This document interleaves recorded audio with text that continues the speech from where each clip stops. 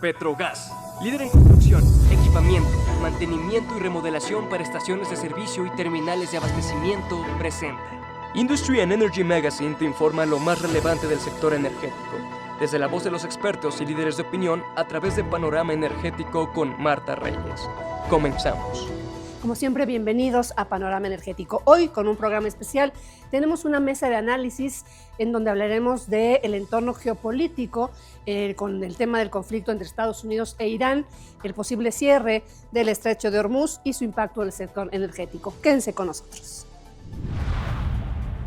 Bueno, y como lo habíamos anunciado, hoy en Panorama Energético tenemos justamente una mesa de análisis sobre el entorno internacional que se está viviendo en torno al reconocimiento del conflicto entre Estados Unidos e Irán y bueno, el impacto geopolítico y el impacto que puede tener obviamente en el sector energético. Muchísimas gracias a nuestros dos invitados, ya los anunciábamos, Gonzalo Monroy, director general de GEMEC, consultora, y Arturo Carranza, director de proyectos de energía AXA Asociados. Muchísimas gracias por la invitación. Al contrario, gracias a los dos. Pues justamente hablar un poquito de qué efectos inmediatos, tanto a mediano como a largo y corto plazo puede tener este conflicto. A ver, comenzamos, Gonzalo. Pues mira, yo te diría que ahorita lo que hemos visto principalmente es el premium justamente por el riesgo geopolítico. Hemos visto justamente la sorpresa de los bombardeos a Irán, pero también hemos visto de que no se ha afectado en general su infraestructura energética, principalmente ni la de gas natural ni la petrolera. La eléctrica ha sufrido bajas significativas. ¿Qué cosas hemos visto? Que Irán ha tenido una respuesta extremadamente limitada hasta este momento. No ha atacado ni de forma significativa a Israel, ni tampoco ha soltado algún tipo de amenaza creíble o realista hacia sus vecinos, principalmente Arabia Saudita, Omán, los Emiratos Árabes.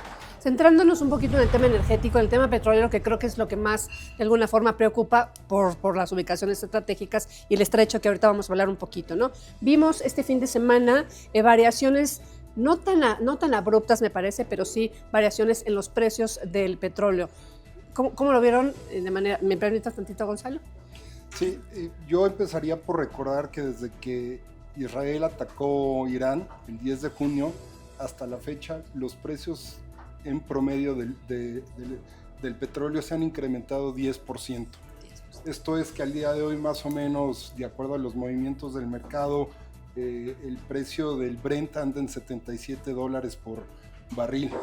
La expectativa que tienen los analistas es que en la medida en que Irán reaccione a los últimos ataques que realizó Estados Unidos, en esa misma medida se pueden incrementar, o más que incrementar, pueden variar los precios del petróleo. Definitivamente, de acuerdo a la intensidad de la respuesta de Irán, es que los precios del petróleo se van a incrementar o se van a mantener en estos niveles. Lo cierto es que, habiendo dicho todo esto, la expectativa es que los precios del petróleo no se incrementen más allá de los $80 por barril por un tiempo prolongado. Pero insisto, la manera en que se muevan los mercados, los precios del petróleo, dependerá definitivamente de la reacción que tome Irán con respecto a los últimos ataques de Estados Unidos a la infraestructura de la República Islámica. Y que vimos este fin de semana, y le comentábamos fuera del aire un poquito, esa elevación, pero que amanecimos el día de ayer con un poquito ya más tranquilos los mercados del sector energético. Totalmente. La gran amenaza que se había manejado durante el fin de semana era el cierre total o parcial del Estrecho de Hormuz. Ahí pasa cerca de 20 millones de barriles diariamente, ahí pasa básicamente el 25%, 22% del comercio total del mercado petrolero, pero esto no ha sido así.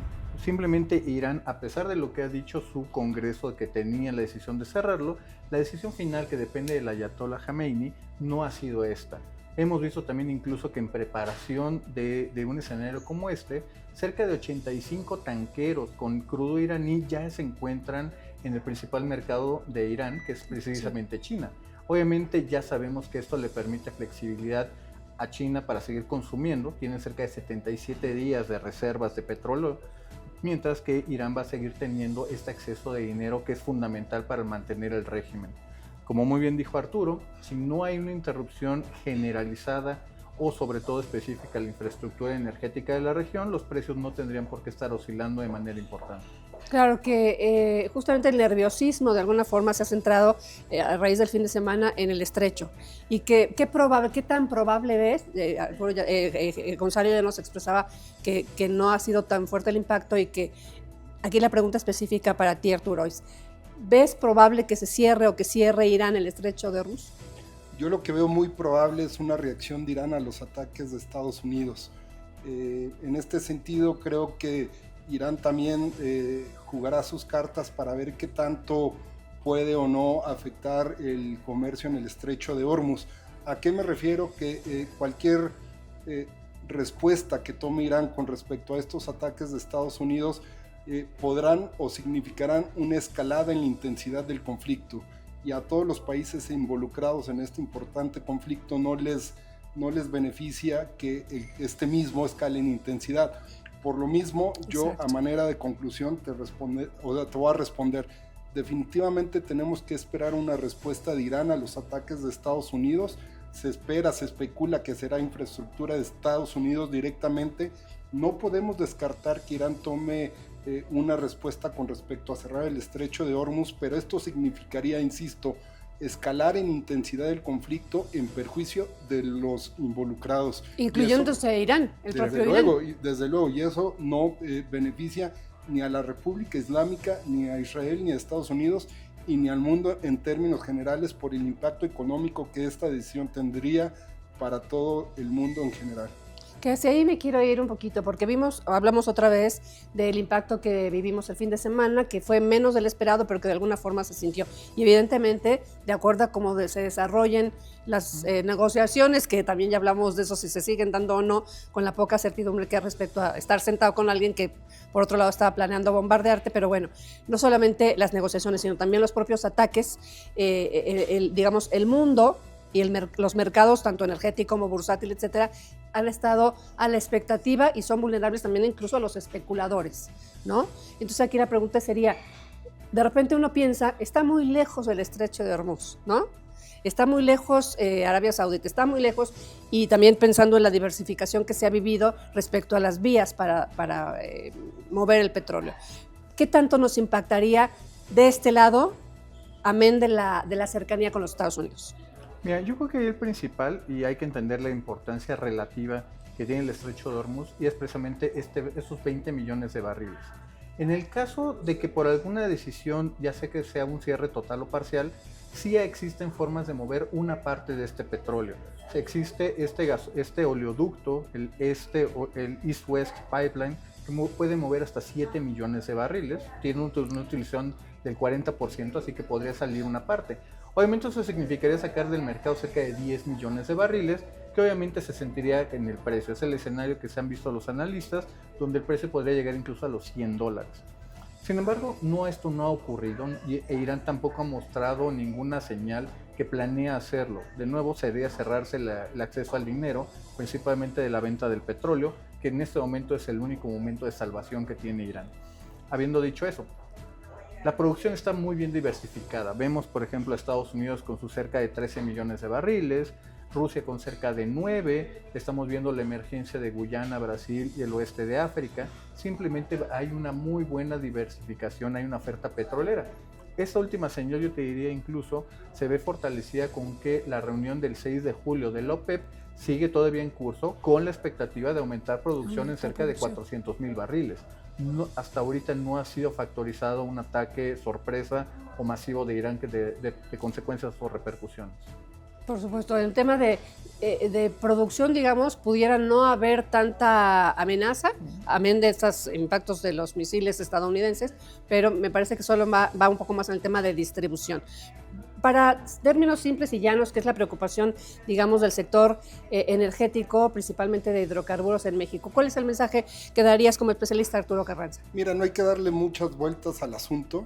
Lo cierto es que este incremento en los precios del petróleo tiene una implicación para la economía global. Esto significaría mayor inflación, tomando en cuenta el incremento en los precios de los energéticos. Y al presidente de Estados Unidos esto no le conviene definitivamente. De hecho, ya ha reaccionado a este incremento. Pero déjame ir un poco más allá.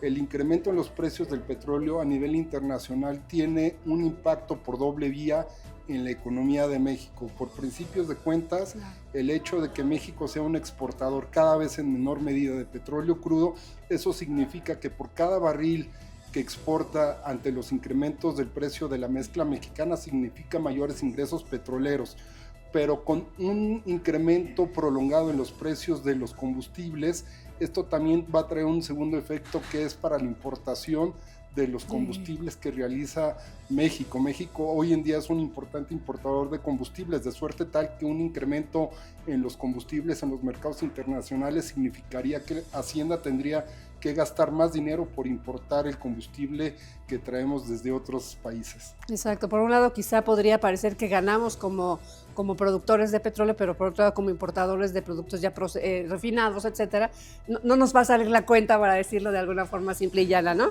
Justo, no salen las cuentas.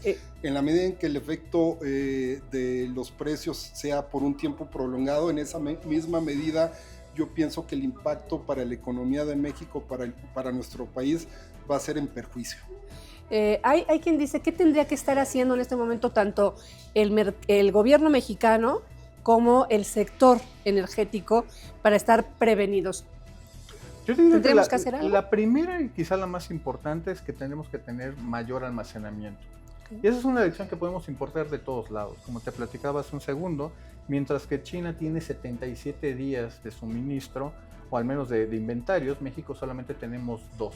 Tenemos, si bien el buque, el Yunca Cacnap, el Señor del Mar, allá en la costa de Campeche, tenemos unas cavernas salinas en Tabasco, esa es toda nuestra infraestructura de almacenamiento de petróleo.